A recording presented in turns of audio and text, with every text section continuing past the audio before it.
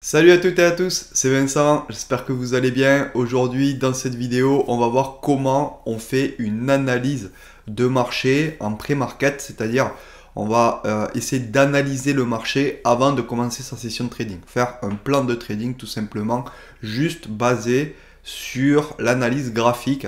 Alors la semaine dernière, je vous avais fait une vidéo sur l'analyse fondamentale, où trouver les bonnes infos pour essayer de les décrypter, parce que parfois on a les infos mais on ne sait pas exactement quel impact cela pourrait avoir sur les marchés et pourquoi. Alors du coup, je vous ai montré différents sites pour avoir les infos le plus rapidement possible, et deux, des sites qui vous expliquent les news, qui vont vous expliquer l'impact de ces news, et ensuite il va vous expliquer aussi pourquoi il y a cet impact. Donc c'est vraiment très important, surtout au début. Ensuite, une fois qu'on sait, il y a besoin de moins se renseigner sur le sujet, hein. On voit juste les news passer et on se doute pourquoi la news aura un tel impact. Mais là, on va vraiment se concentrer sur l'analyse graphique. Avant de commencer, comme d'habitude, je vais vous demander de liker, de partager, de mettre en commentaire ce que vous souhaitez. Vos commentaires, c'est toujours un plaisir de les lire. Et on se retrouve maintenant sur les graphiques. Allez, à tout de suite. Alors, nous voici sur un graphique du SP500, sur un graphique daily. Alors moi, je ne vais pas aller plus haut que le graphique daily. Le graphique daily, qu'est-ce que c'est? C'est une bougie est égale à une journée. C'est-à-dire, une journée, c'est pas une session cash, hein, c'est pas la session américaine seulement. Le graphique daily va prendre la session Globex. C'est-à-dire la session Globex, il va prendre la session asiatique, la session européenne, la session américaine, et il va nous en faire une bougie qui va durer presque 24 heures. Donc moi je prends ce type de graphique. Ensuite, si vous faites du swing trading, de l'investissement, ben, vous pouvez aller voir les graphiques d'unité de temps supérieure, hein, les graphiques weekly, les graphiques monthly, etc. etc. Mais moi, pour le day trading et le scalping, ça va me suffire. Alors pour le scalping, il n'y a pas nécessairement besoin d'analyser le graphique daily, parce que les zones sont touchées assez rarement, et enfin dans nos horaires aussi, parce que parfois les zones sont touchées, mais voilà, c'est à 2 heures du matin ou à 4 heures du matin, donc du coup on n'est pas là pour trader. Mais voilà, c'est toujours intéressant d'avoir le marché en tête, et en plus faire son analyse comme ça sur du daily, H4, etc.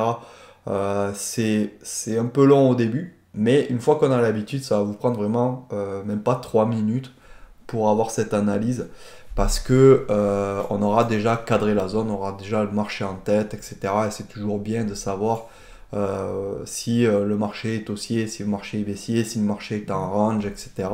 Donc je vous conseille vraiment, même si vous faites du scalping, allez faire votre analyse en daily. Alors, l'analyse en daily, comment ça se passe, hein? On va essayer de cadrer le marché. En fait, c'est ça. Le marché, il va faire des impulsions, des corrections, mais quand il va changer de zone, il va essayer de pousser pour créer une nouvelle zone, et ensuite travailler dans cette zone jusqu'à en sortir par le haut ou par le bas. Donc, on va essayer de voir ça. Je vais essayer de vous faire des petits dessins. Alors pour vous imager un peu, nous ce qu'on recherche, hein, ADM Trading, du moins dans la formation scalping, on recherche un peu des choses comme ça, voilà, des cadrages de marché. Voilà, on va essayer de cadrer le marché, voilà, comme ça, voilà, d'essayer de repérer les différents ranges que fait le marché. Et vous voyez qu'à chaque fois, le marché, là on avait un plus haut, voilà, ici on avait un marché qui est rangé, on a cassé ce marché qui est rangé, on est venu faire un petit pullback, on a travaillé un peu ici. Ensuite, on s'est extrait de ce niveau-là. Voilà. On a refait un range, on est venu taper une fois, deux fois. On s'est re-extrait de ce range, on est venu taper une fois, deux fois. Et voilà, ainsi de suite, hein. Là, la logique voudrait que ici, eh bien, il y ait un autre range qui se forme dans les semaines à venir, ou si ça ne sort pas ici, eh bien le marché, hop, désolé, ira retourner ici, faire un range. Donc voilà ce qu'on va chercher un peu à avoir comme logique, hein. Mais ça, il faut vraiment le comprendre, que le marché, il va de zone en zone, c'est vraiment très important. Alors, nous, du coup, on va essayer de le cadrer ce marché. On va se dire, bon, à tel niveau, eh bien, ça pourrait être acheteur, hein, parce qu'on pourrait aller attaquer la nouvelle zone, et à un tel niveau, ça pourrait être vendeur pour aller réintégrer la zone du bas. Donc nous, on va essayer de cadrer ce marché. Alors ici, on a déjà des traits verts. Alors ces traits verts, c'est pas moi qui ai fait ces petits traits verts, hein, c'est juste en fait les vallées, c'est-à-dire les creux de volume sur un graphique long terme, hein, sur un profil de volume, pardon, 10 ans. Donc ici, là, on a un gros profil de volume, hein, qui est énorme, qui compte 10 années en fait du SP500, et il nous trace en fait tous les vallées, c'est-à-dire les creux de volume en automatique. Et vous voyez qu'en fait, rien qu'avec cet indicateur, ben, ça nous donne les supports et les résistances. Mais bon, tout le monde ne l'a pas, cet indicateur, hein. Donc, je vais tracer moi les supports et les résistances. Alors, je vais le faire à peu près au niveau des vallées. Voilà. Alors, au niveau des tracés des supports et des résistances, alors il y a voilà, ceux qui vous disent, vous voyez, prenez pas les mèches. Il y a ceux qui vous disent, prenez les mèches, etc. Moi, vraiment, mon conseil que je vais vous donner, c'est prenez là où il y a le maximum de points de contact. Voilà. Si ça doit décaler un peu du valet, ou si ça doit décaler un peu vers le haut, etc., prenez le maximum de points de contact, parce que c'est ultra important. Voilà, par exemple, ici, on a un point de contact de 3. Ici, bon, ça a traversé 4. Ici, ça a traversé aussi, mais ça a touché. Et ici, voilà, ça a presque touché. Donc voilà, il faut trouver toujours une petite moyenne qui donne le maximum de points de contact, on va dire. Une fois que ici, on a fait notre cadrage, ben, on sait que théoriquement, ici, ben, le biais, c'est quoi? C'est un range. Donc, vu que le momentum est haussier et qu'on a le VWAP ici qui est haussier, voilà, ça c'est le VWAP, eh bien, on sait que statistiquement, il y a plus de chances pour qu'on parte à la hausse qu'on parte à la baisse. Mais ça, c'est vraiment des statistiques. Donc, on va faire attention quand même avec ce genre de biais. Mais voilà, on sait que c'est plus risqué du coup de vendre le haut du range que d'acheter le bas de range. Donc, une fois qu'on a ces infos en tête, ben, on sait qu'il vaut mieux aller acheter en bas. Et voilà, le haut, quand on le vend, on reste prudent, on attend des confirmations, on se protège peut-être un peu plus vite, etc. Et si ça commence à casser vers le haut, ben on n'insiste pas. On essaie plutôt de suivre le sens de la tendance, alors que vers le bas, on va être un peu plus prudent si ça casse vers le bas. Regardez, ici, on a des fausses cassures, hein, qui se font. Voilà, est-ce qu'elles sont prenables? Oui, elles sont prenables, tout à fait. Mais voilà, ça va être plus du scalping, parce qu'il y a, ou alors des petits day trading, parce qu'il n'y a pas les grand chose à aller chercher, et il va falloir suivre avec un stop super agressif. Donc ça là, il faudra faire attention, vraiment le biais que l'on a, et c'est ça qui est vraiment bien en fait de faire des plans, c'est que on est au courant de tout ça. Alors pour le graphique H4, là je rajoute un petit profil de volume, hein, qui commence le lundi et qui termine le vendredi, mais ça va aider pour savoir où il y a eu des faibles volumes la semaine précédente, où il y a eu des forts volumes la semaine précédente. C'est vraiment pas le profil en cours là qui va nous intéresser, ça va être plus le profil de la semaine dernière, ou le profil qui est directement lié, si par exemple on a une grosse baisse. Ici, si on avait eu une grosse baisse, hein, eh bien, ça aurait été ce profil-là qui nous aurait intéressé. Donc, je m'en sers pour faire les supports à résistance aussi, hein, pour affiner, on va dire, parce que parfois, voilà, on n'a pas des supports à résistance qui sont très nets, surtout quand on n'a pas trop d'historique derrière, hein, quand on est sur des plus hauts, etc., qu'on n'a qu'un point de contact, ben voilà, on va essayer de prendre des zones avec des creux de volume, hein, comme ici par exemple, hein. Regardez, juste pour l'exemple, hein, ici on avait un plus haut, voilà, c'était le plus haut qu'on avait eu depuis longtemps, on était à 5100, donc on n'avait pas de référence derrière pour se caler. Donc ben, qu'est-ce qu'on va faire, hein? On va regarder les pics de volume, les creux de volume, et on sait qu'ici là, il y a eu un gros creux de volume dans cette session là, dans cette semaine là. Donc nous, on va le tracer pour la semaine après et la semaine suivante, effectivement, voilà, si on avait tracé ici, en haut de la bougie, en haut de la mèche, ben, on n'aurait pas eu forcément un très joli niveau, hein, parce que ça a été traversé assez rapidement, alors que là, en se fiant au volume, hein, je vais zoomer pour que vous voyez bien, voilà. En se fiant au volume, regardez ici, on avait un creux, vraiment significatif, et on avait des plus hauts ici, donc on ne savait pas s'il fallait le prendre ici, s'il fallait le prendre là. Donc moi je l'ai pris plutôt par rapport au volume profile. Et regardez, la semaine qui suit, ben voilà, on est venu taper une fois, deux fois, trois fois. Et la quatrième fois, voilà, on est redescendu. Donc voilà, c'est des niveaux qui sont vraiment pertinents. Après, bien sûr, une fois qu'ils ont été travaillés, ben, il vaut mieux les effacer.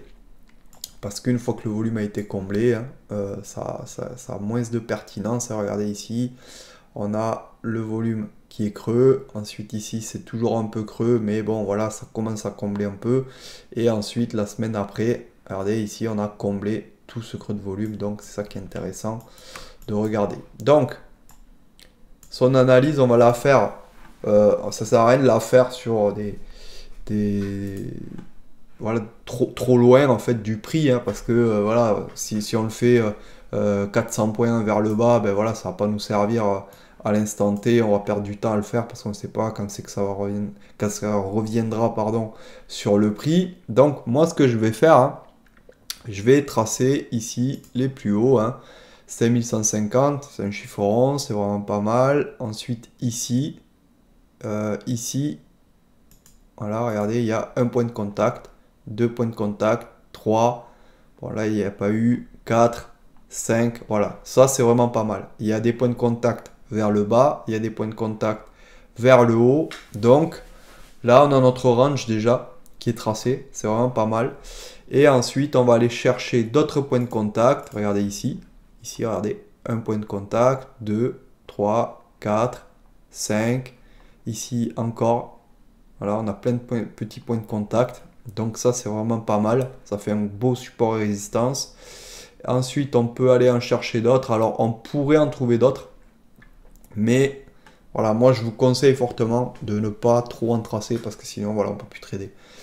Si vous avez trop de points de contact, trop de support résistance, enfin, si vous mettez trop de niveaux sur votre graphique, ben, ça va vous empêcher de rentrer parce que vous allez vous dire ouais ben là ça casse vers le bas mais j'ai un niveau juste derrière donc ça risque de rebondir, etc. Donc prenez vraiment que les niveaux forts et essayez de ne pas vous gâcher votre trading avec 50 000 niveaux. Il faut essayer d'épurer, vraiment, ça c'est un conseil que je vous donne. Alors regardez ici, on a un plus bas, alors on va essayer de regarder si ça correspond avec certaines choses. Voilà, ici on a quelque chose, allez, à peu près là. Voilà, ici regardez, ça vient taper une fois, deux fois. Ici ça revient taper. Bon là ça travaille un peu, mais on voit que le niveau est toujours présent. Ici ça traverse. Et ici voilà, ça tient. Alors peut-être qu'on aurait pu prendre ce niveau aussi.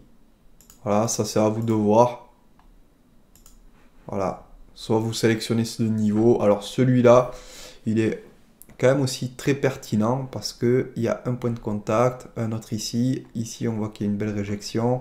Ici, on voit que quand on l'a traversé, voilà, ça a bien tenu. Ici, on est venu taper. Voilà, un peu comment il faut tracer ces supports et résistances. Et tant qu'on est sur le H4, ben, on peut essayer de regarder si il y a une tendance. Voilà, et on va essayer d'aller chercher des petits tools comme une petite ligne.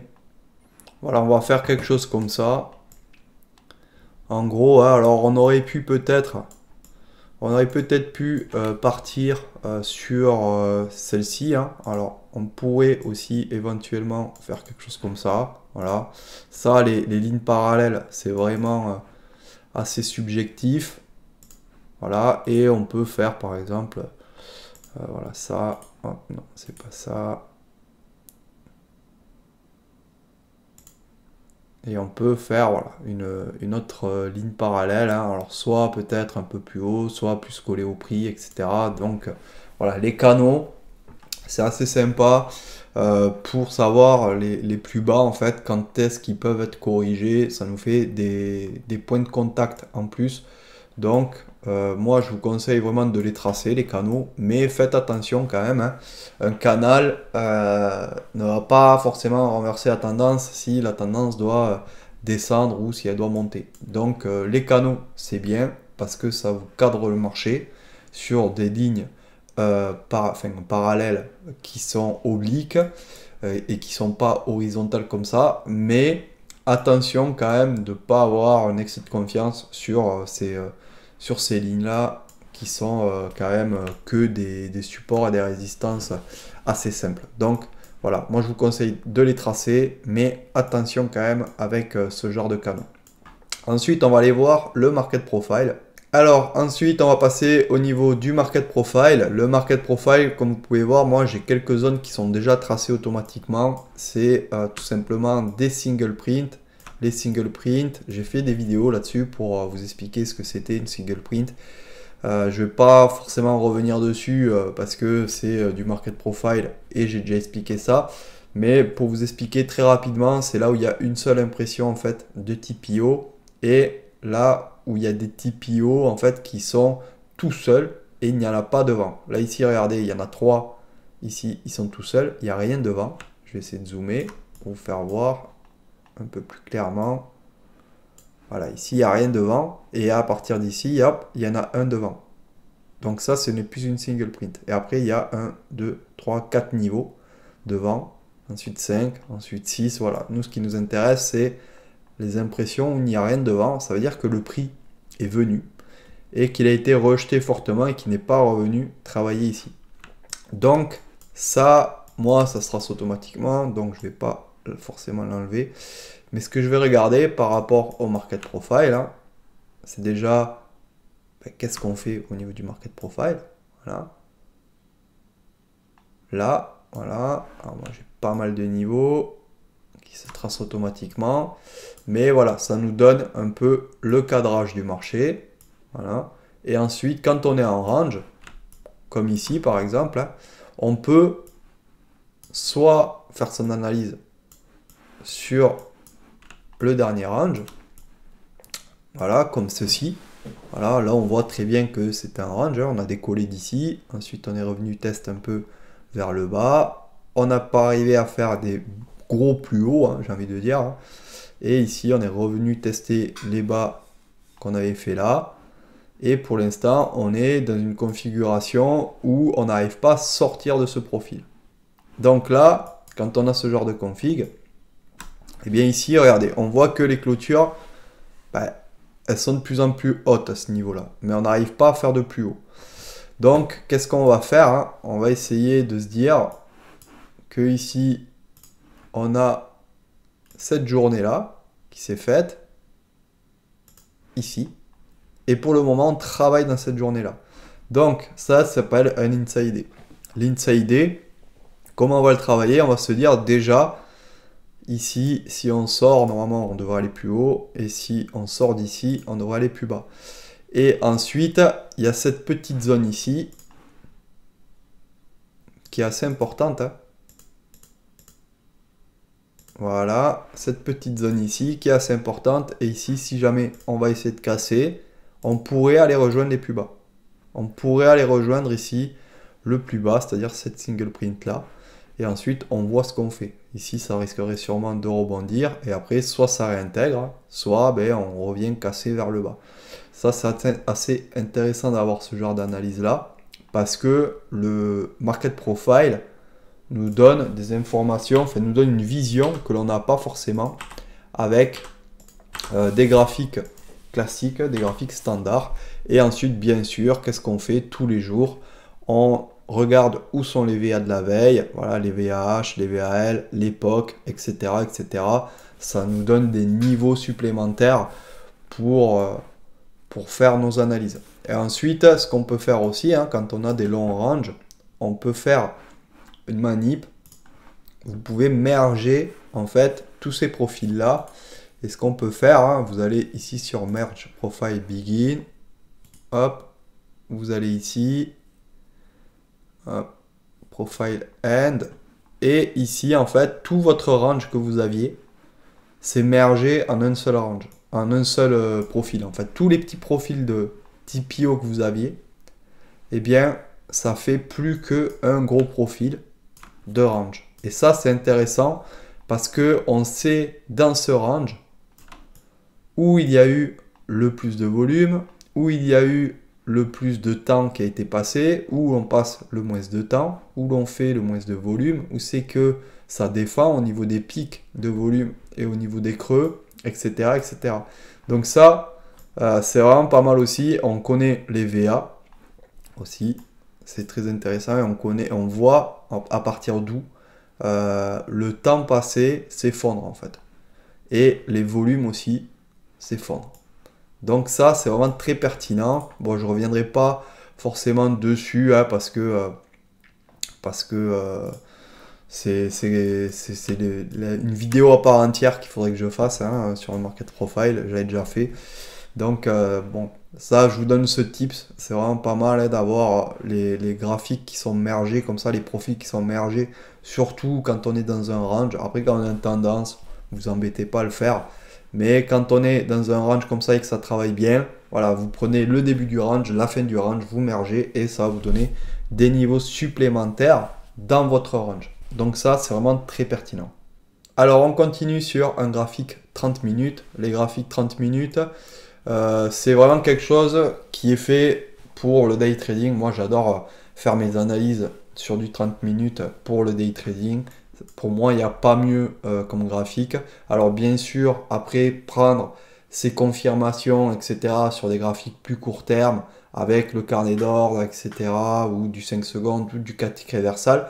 Mais le graphique 30 minutes, je vous conseille vraiment de l'avoir toujours affiché sur vos écrans pour pouvoir le voir. Autant moi, le daily, le H4, je fais mon analyse, je pose mes supports résistance qui se dupliquent sur les autres graphiques et ensuite je l'affiche pas. Autant le 30 minutes, je l'affiche constamment sur les graphiques. C'est assez important quand on veut faire du day trading d'avoir la vision du 30 minutes sous les yeux. Le premier petit tips ici, c'est l'ouverture mensuelle. Ça, l'ouverture mensuelle, je vous conseille vraiment de l'afficher. C'est déjà, ça va vous donner un biais. Parce que quand on range autour de l'ouverture mensuelle, ben, on se dit, voilà, il n'y a pas vraiment de biais de marché. Hein. On n'est pas haussier, on n'est pas baissier depuis le début du mois. Alors bien sûr, faut attendre quelques jours quand même que le marché parte ou que le marché travaille. Mais si au bout de 2-3 jours, vous voyez qu'on range toujours autour de l'ouverture mensuelle, voilà, c'est que le marché n'a pas forcément de direction à cet instant-là. Et ensuite, ça peut vous servir de support résistance. Hein. On le voit, alors là, le premier jour, il faut toujours être très très vigilant le premier jour hein, sur l'ouverture. Parce que en scalping, il y a des beaux scalps à faire, mais en day trading, c'est un peu moins vrai. C'est un niveau qui va être traversé. Et ensuite, voilà, les jours suivants, hein, là par contre, ça prend vraiment toute son importance.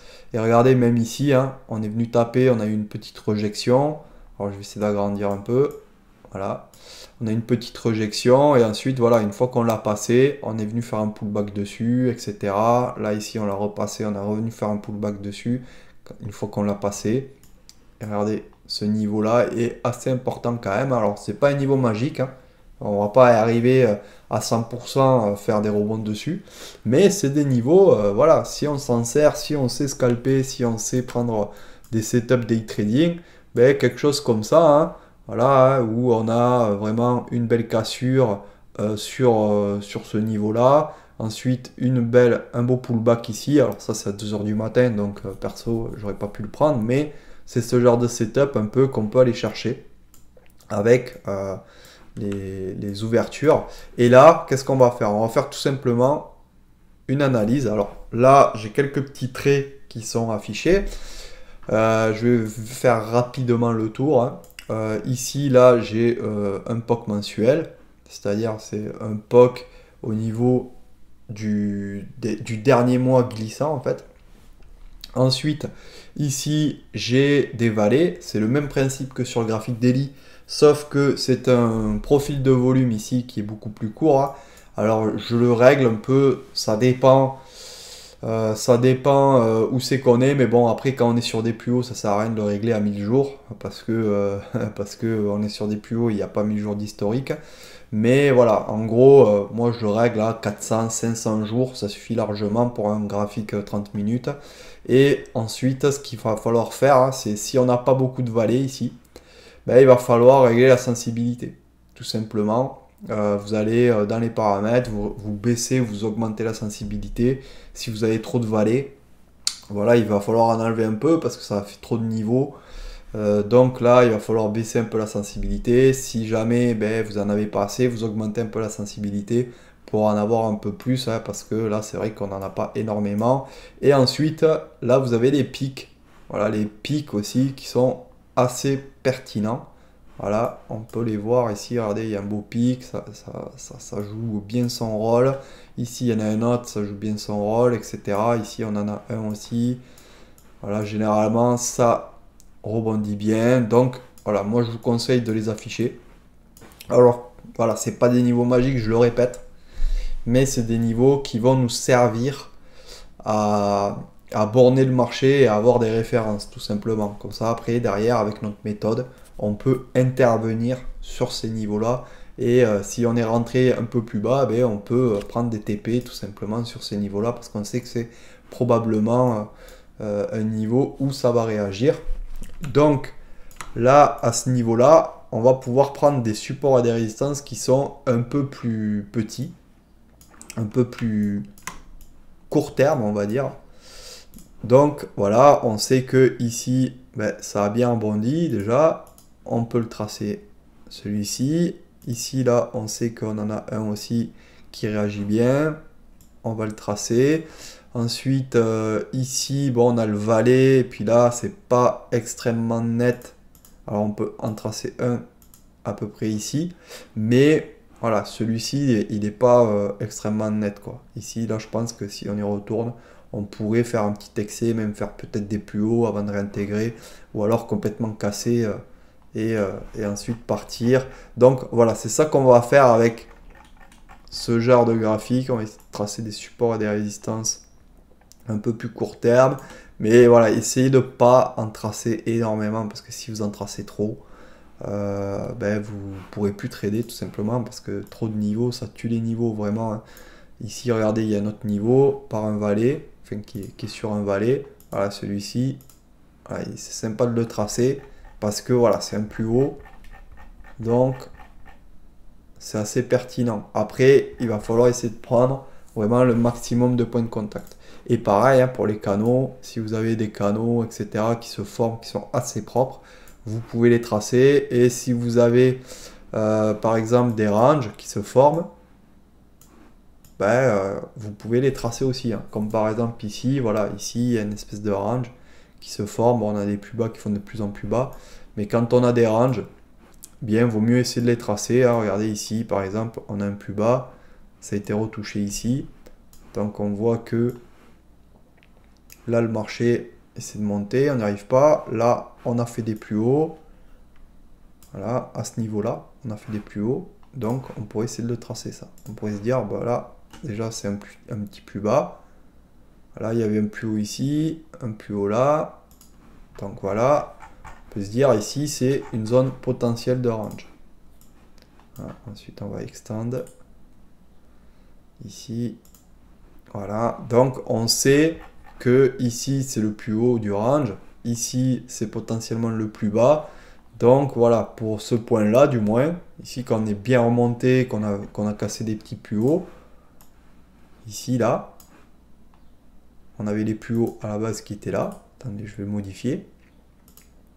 Voilà, à la base, on avait ça. Donc, c'est assez important comme information.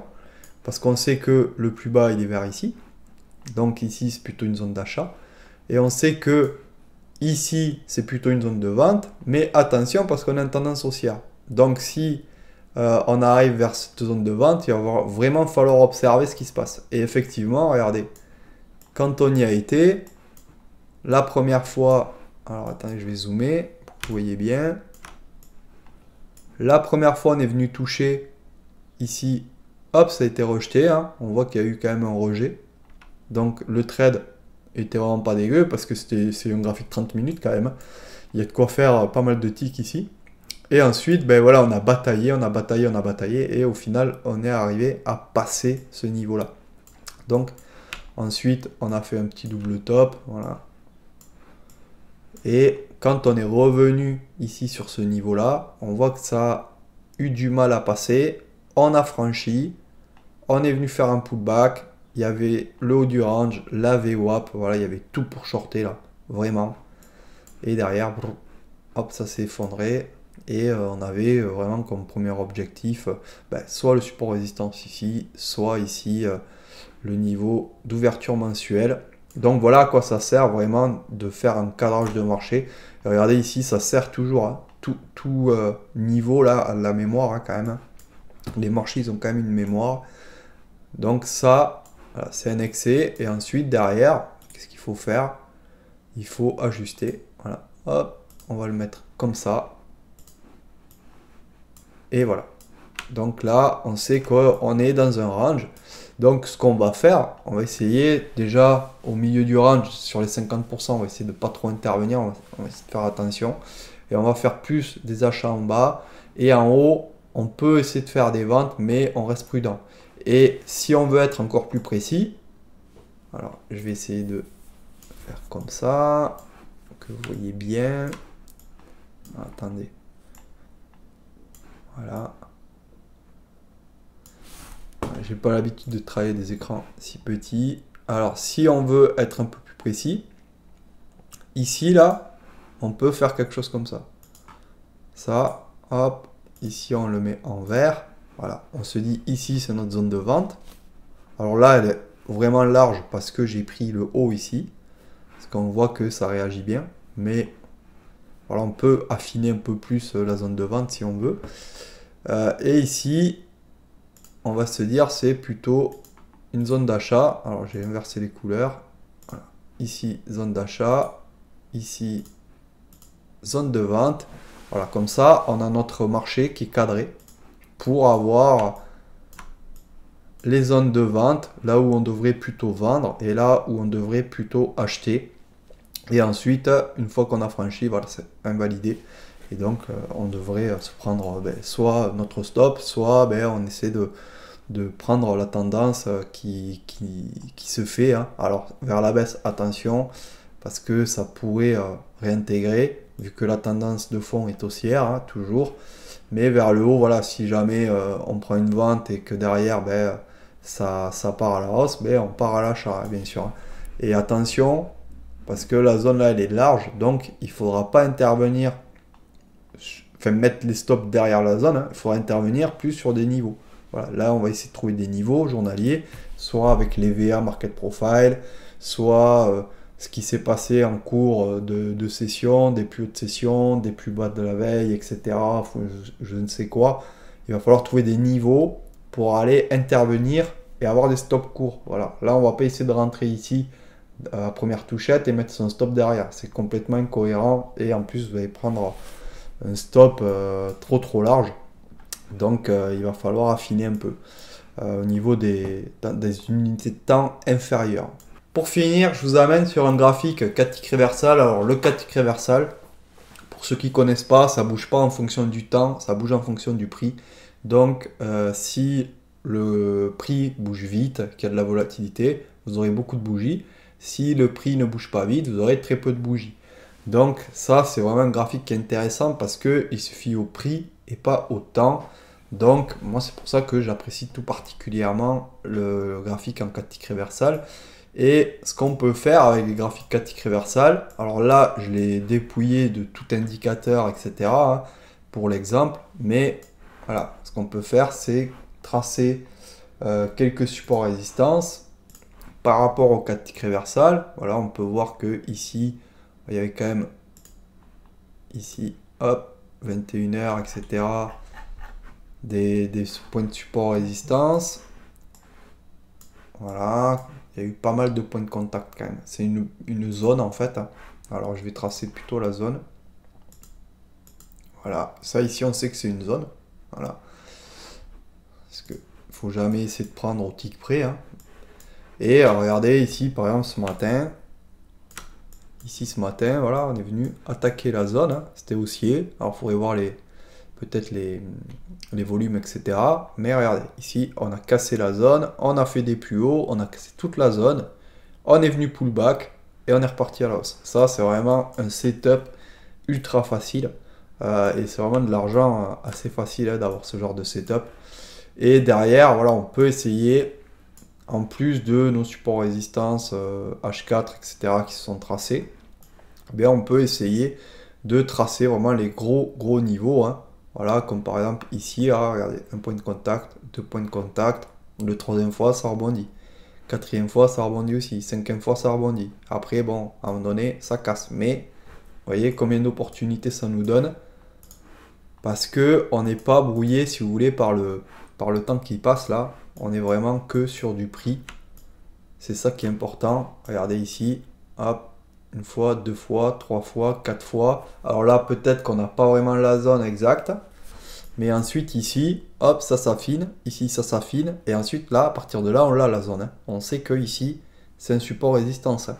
Et en plus, on est sur les 98, pas loin des 100. Donc, on sait que c'est une zone importante. Et derrière, on sait que de 98 à 100, ici, c'est plutôt une zone d'achat. Voilà, chiffre rond, toujours, hein, jamais oublier ces chiffres ronds. Ici, donc, on sait que ça, c'est une zone importante. Donc, si on vient par le haut, c'est une zone d'achat. Et regardez, derrière, ensuite, bam, on revient, bel achat à faire. On revient ici, bel achat à faire. On revient ici, encore un achat. On revient ici, encore un achat, etc., etc. Jusqu'à ce que ça cède. Bien sûr, plus les niveaux ils sont travaillés, plus à un moment donné, ça va être fragilisé. Hein. Donc là, il va falloir faire attention. Et quand on voit ensuite que ça travaille comme ça, voilà, là, il faut se méfier. Et il faut se dire, bon, ben là, on est dans un range. Voilà, comme ceci. On est dans une espèce de range. Comme ça. Alors, on peut le tracer comme ça, parce qu'il y a eu le gros excès. Et derrière, qu'est-ce qu'on fait? On essaye de faire la même analyse. Ici, c'est plutôt... On va prendre une zone assez courte, hein, quand même. Ici, c'est plutôt une zone d'achat. Sur notre range. Et ici, plutôt une zone de vente sur notre range. Mais attention, parce qu'on sait que notre trend, il est haussier là.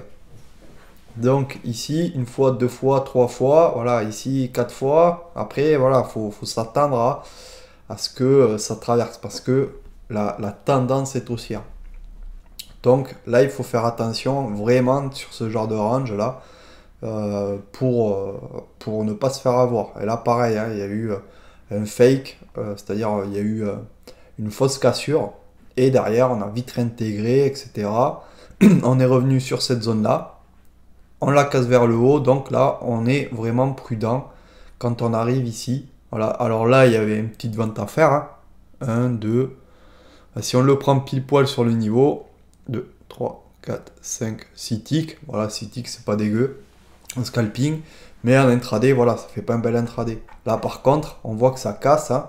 On fait des plus hauts, etc. On peut essayer de rentrer là-dedans. Rentrer là-dedans jusqu'au prochain support et résistance.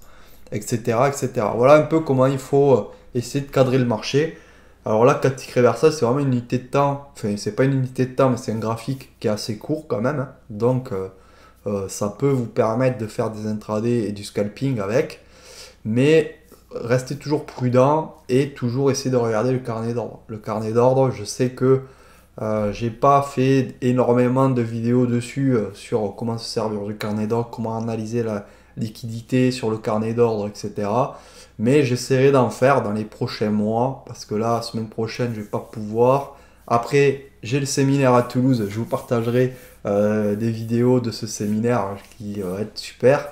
Et ensuite, voilà, j'essaierai de vous faire des vidéos sur peut-être le carnet d'ordre, comment essayer de lire la liquidité, etc.